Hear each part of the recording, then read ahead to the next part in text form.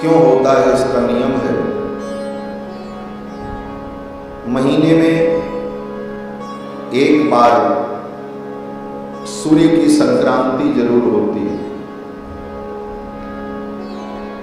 सूर्य भगवान एक राशि से दूसरी राशि पर जाते हैं और इसीलिए 12 राशियां होती हैं और 12 महीने का वर्ष होता है। प्रति महीने एक संक्रांति होती है। संक्रांति का मतलब आगे बढ़ना, सम्यक क्रांति, क्रमगतौ, गति के अर्थ। और प्रति महीने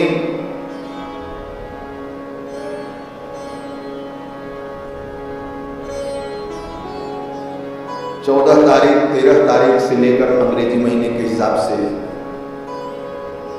17 तारीख के बीच में इन 3-4 दिनों में किसी न किसी दिन सूर्य भगवान अपनी राशि बदलते हैं।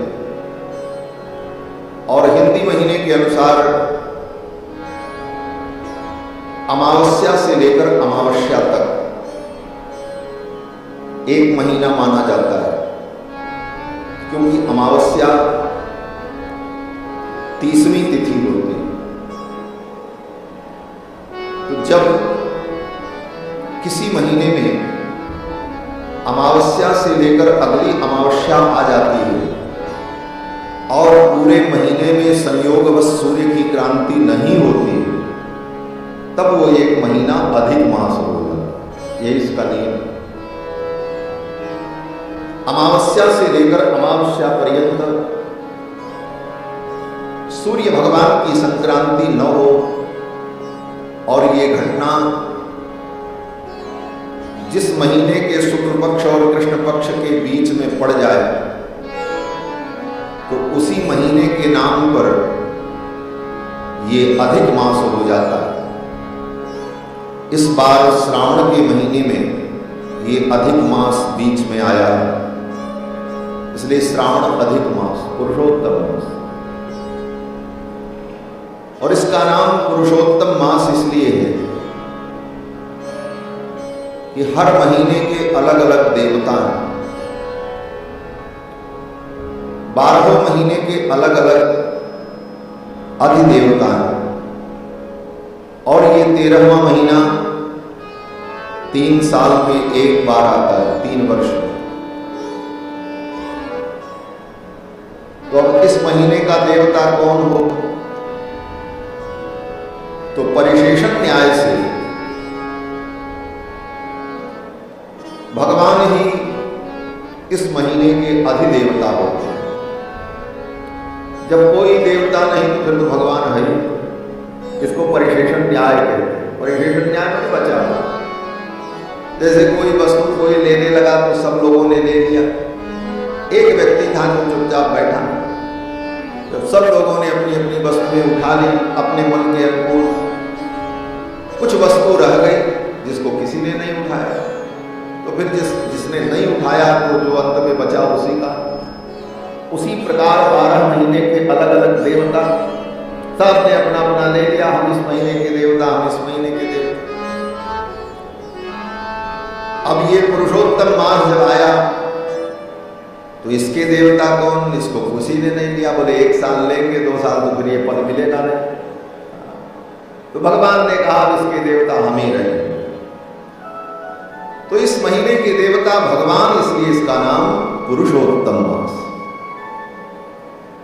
और पुरुषोत्तम भगवान का एक विशेष नाम है।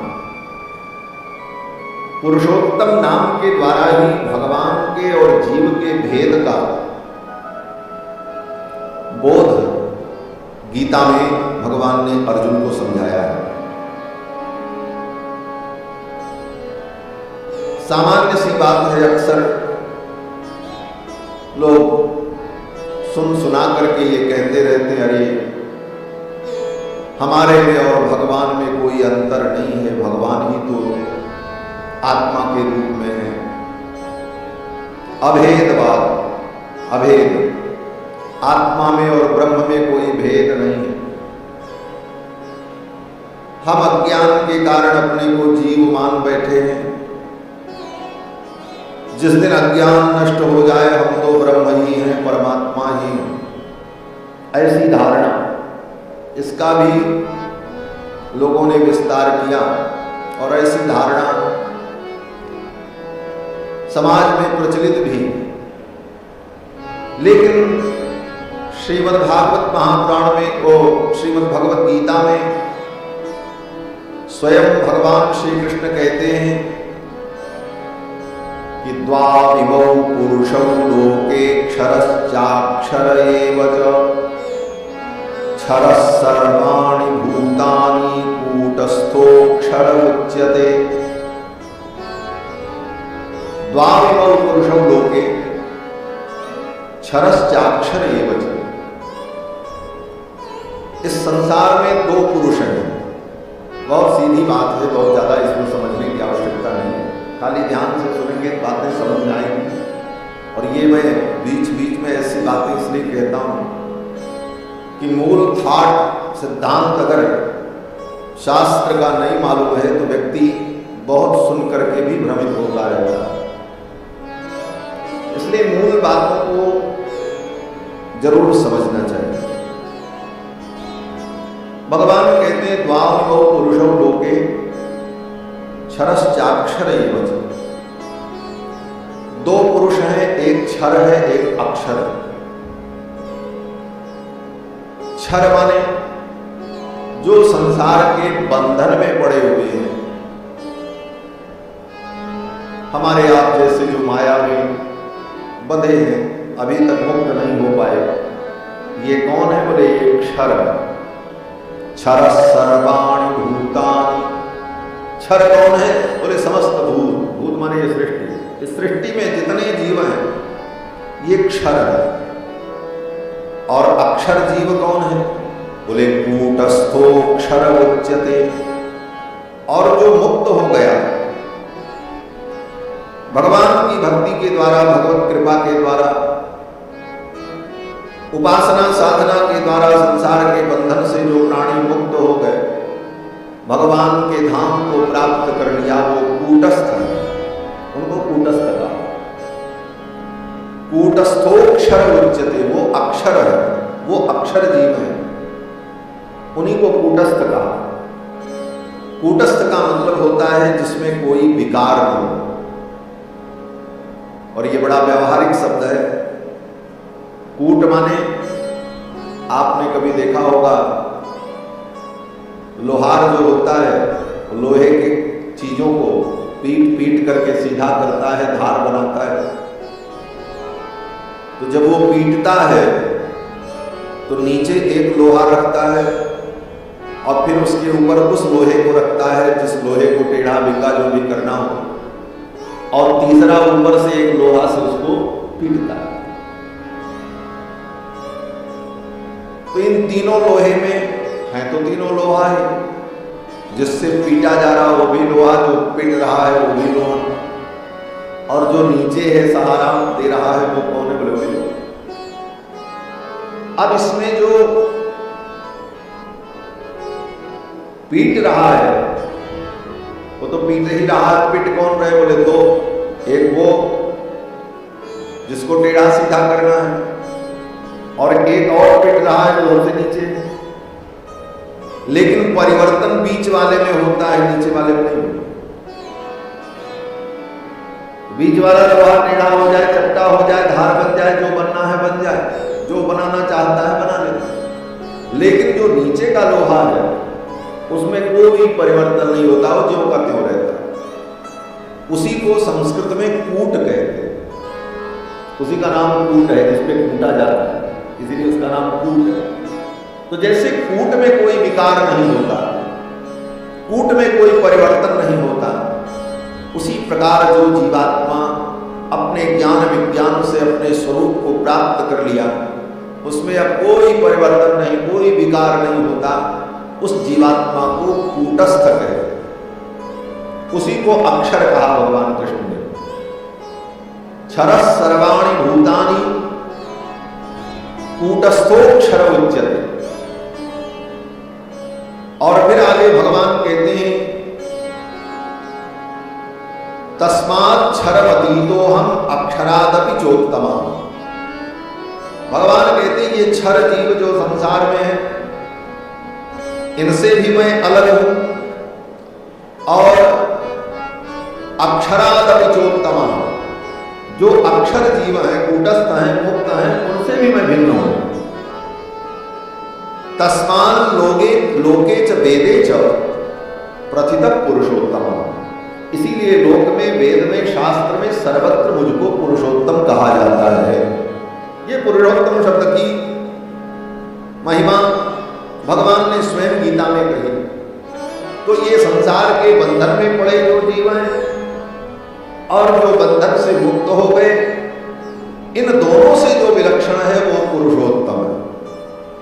तो भगवान के इन वचनों के अनुसार जीवात्मा सदा भगवान से भिन्न ही है। भगवान इन दोनों से, बद्ध और मुक्त दोनों प्रकार के प्राणियों से उत्तम और श्रेष्ठ हैं, इसीलिए उनका नाम पुरुषोत्तम। तस्मात् क्षरवतीतो हम अक्षरादपि चोत्तमः। इसलिए लोके च वेदे च प्रथितः पुरुषोत्तम, इसलिए भगवान का नाम पुरुषोत्तम है। और भगवान पुरुषोत्तम का ये मास, पुरुषोत्तम मास, इस महीने में भगवान पुरुषोत्तम की भक्ति की जाए, उनकी आराधना की जाए, कथा श्रवण किया जाए, इन सब का अनंत गुना फल भगवती राजराजेश्वरी त्रिपुर सुंदरी के पावन उत्तराखंड पहुंचे और उत्तराखंड में ब्रह्मा जी के मानस पुत्र सनक सनंदन सनातन सनत कुमार से इनकी भेंट हुई और उन चारों भाइयों ने भागवत महापुराण की महिमा बताई कि भागवत महापुराण के सुनने से वैराग्य भक्ति ये तीनों ठीक हो जाएंगे। और फिर नारद जी ने गंगा के तट पर हरिद्वार में भागवत की कथा का आयोजन किया और इस कथा में ज्ञान वैराग्य भक्ति तीनों पधारे और कथा सुनकर के ज्ञान वैराग्य स्वस्थ हो गए, भक्ति महारानी प्रसन्न हो गई। ये वृत्तांत भागवत की महिमा आपने कल श्रवण की। इसी प्रसंग में देवर्षि नारद ने सनक सनंदन सनातन सनत कुमार को साधुवाद देते हुए, प्रणाम करते हुए कहा कि भागवत की कथा को मैंने पढ़ा सुना, स्वयं मेरे पिताजी ने, श्री ब्रह्मा जी ने मुझे भागवत का ज्ञान दिया और मैंने ही व्यास जी को सुनाया, लेकिन इसकी इतनी महिमा है ये मुझे नहीं पता। नारद जी ने आज आपके सत्संग से ये ज्ञान मुझे, और वहां पर नारद जी ने जो कहा है वो बड़ा सुंदर श्लोक है। नारद जी कहते हैं कि भाग्योदयेन बहुजन्म समर्जितेन सत्संगमं च लभते पुरुषो यदा वै अज्ञान हेतु कृतमोह मदान्धकार नाशं विधाय हि तदोदयते विवेकः। अनेक जन्मों के अर्जित पुण्य प्रकट होते हैं तो उसका फल क्या होता है? कहते सत्संगमं च लभते, तब उसे सत्संग की प्राप्ति हुई, उसे संत समागम मिलता है और सत्संग में आकर अज्ञान हेतु कृतमोह मदान्धकार, अज्ञान का हेतु जो मोह है उस मोह का विनाश होता है। मोह का विनाश ही मुख्य उद्देश्य है, क्योंकि सारे दुख का मूल मोह है। गोस्वामी तुलसीदास जी महाराज लिखते हैं कि मोह सकल व्याधिन कर मूला और तेहि ते पुनि उपजहि बहु शूला। उसको हम अपना मानने का हठ करते हैं, इसी का नाम मोह। बस अब इसमें सब जहां कहीं भी आप संपूर्ण सृष्टि की एक एक वस्तु में इसका विचार कर लो, जो हमारी वस्तु नहीं है, न कभी थी, न है, न कभी होगी, लेकिन उस वस्तु को भी जबरदस्ती हम अपना बनाने के लिए, अपना मानने के लिए परेशान हैं। यही मोह है। संसार में जितनी वस्तुएं हैं ये कभी हमारी आपकी नहीं है, न थी, न है, न रहेंगी, लेकिन जब तक हम जीते हैं इसी को अपना बनाने में, इसी को बचाने में, इसी में बुद्धि लगाए रहते हैं। हमारा ये हमारा ही रहे, यही मोह। यहां तक कि पुत्र परिवार जो अपने परिजन हैं, जिनको हम अपना परिजन कहते हैं, वो भी अपने नहीं। क्यों? बोले पहले भी नहीं थे और आगे भी नहीं रहेंगे, कुछ दिन के लिए मिले हैं बस। और ये मिलन कैसा है? बोले वाल्मीकि रामायण में भगवान श्री राम भरत जी से कहते हैं, भरत ये संसार के संबंधियों का मिलन भी समुद्र में बहने वाली उन दो लकड़ियों के मिलन के समान है। समुद्र में कहीं से किसी नदी से बह करके एक लकड़ी आई और किसी नदी से बह करके कहीं और कुछ देर तक ऐसे तैरती, तब तक अचानक फिर कोई एक लहर आई और उस लकड़ी को अलग कर दिया, उसको अलग कर। अब वो मिलन कैसा था? भगवान कहते हैं यथा काष्ठंच काष्ठंच, काष्ठ माने लकड़ी, समझ रहे हो? यथा काष्ठंच काष्ठंच समेयाताम महोदधौ, जैसे समुद्र में दो लकड़ियां आपस में मिल गई, संयोग था, और फिर दोनों अलग हो। अब वो किस पेड़ में पैदा हुई थी पता नहीं, वो लकड़ी किस पेड़ से पैदा हुई थी पता नहीं, उसका अपने मूल वृक्ष से टूटने का क्या कारण था पता नहीं, वो लकड़ी किस कारण से अपने मूल वृक्ष से टूटी इसका पता नहीं, किस किस रास्ते हुए आई और कौन कब टूटी थी, कौन पहले टूटी, कौन बाद में टूटी, कुछ पता नहीं। संयोग बना के कुछ दिनों के लिए, कुछ क्षणों के लिए उनका मिलन हुआ और फिर दोनों अलग। यही जीव की स्थिति है। हमारे माता पिता, भाई बंधु, बेटा बेटी, परिवार जो है, सब जीवों की यही गति है। अपने अपने कर्म लेकर अनंत अनंत जन्मों से भटक रहे हैं और इस संसार सागर में वो कहां से आया, वो कहां से आया पता नहीं, संयोग बन गया, कुछ दिन के लिए मिल गए, समय आएगा वो संयोग टूट जाएगा, लेकिन फिर भी हम अज्ञान के कारण, मोह के कारण ये सदा हमारे ही बने रहे। बस यहीं से दुख की शुरुआत हो जाती है। इसी को कहा मोह सकल व्याधिन कर मूला, तेते पुनि उपजहि बहु शुभ। अब रही बात जो संसार में ये व्यवस्था दी गई, महाराज मातृदेवो भव पुत्र देवो भव, माता देवता है, पिता देवता है, पितृदेवो भव, पुत्र को उत्पन्न करो। क्यों? बोले अपुत्रस्य गतिर्नास्ति, संसार के इस व्यवहार को व्यवस्थित रखने के लिए कोई नियम नहीं बनेगा तो सब व्यवस्था बिगड़ जाएगी, अराजकता पैदा हो जाएगी। इसलिए शास्त्र ने एक व्यवस्था दी, इसमें चलो, लेकिन इस व्यवस्था के साथ साथ वास्तविकता को भी जानने का प्रयास। वास्तविकता क्या? और यही मोह जब वास्तविकता को भूलकर व्यवहार को ही सत्य मान लेता है और उसी में रच पच जाता है, अनात्मक ही है। आप ऐसे समझ जाओगे कि जब किसी बीमारी में आप ऑपरेशन कराने जाते हैं तो डॉक्टर आपको एनेस्थीसिया दे देता है, फिर आपका पेट चीर डाले, पैर काट डाले, दर्द होता नहीं होता। क्यों नहीं होता? बोले ऐसी दवा दे दी कि अब आपके शरीर में होने वाले दुख का ज्ञान आपके मस्तिष्क को नहीं होता। इसी से सिद्ध है कि ये दुख सुख भी केवल ज्ञानात्मक है। उसका ज्ञान होता है आत्मा को तो लगता है हम दुखी हो गए, हम सुखी हुए। तो इस ज्ञानात्मक सुख दुख को जीव अनुभव करता रहता है, और यही जीव की अनादिकाल से दशा है। इस दुख सुख से दोनों से उपरति हो जाए, आत्यंतो परतर्यस्य दुःखस्य च सुखस्य च, सुख और दुख दोनों की आत्यंतिक निवृत्ति, यही मोक्ष की स्थिति है। इसी का नाम मुक्ति है।